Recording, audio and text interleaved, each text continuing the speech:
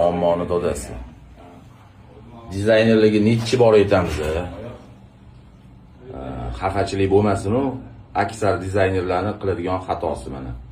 Mana bu unitaz berilyapti. Unitaz nuqtasi, mana bu shaxta bor.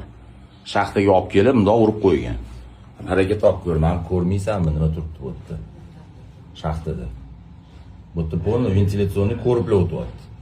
Mana bunga olib kelib reska qilishimiz kerak. Qanaqa qilaman? Bu yerdan bundoq olib kela olmayman. Bu ko'rib bermaydi. Savol tug'iladi. Qanaqa qilish kerak? Chizib qo'ygan.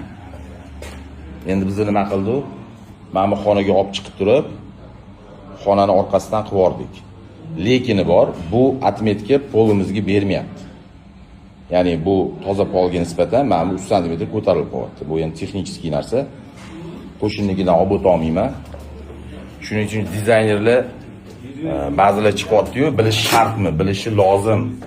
Bunaqa narsalarni bilmasdan dizayn qilish ko'pgina muammolarni keltirib chiqaradi. Mana oddiy shu yerga holat. Fikringlarni yozib yuborarsiz.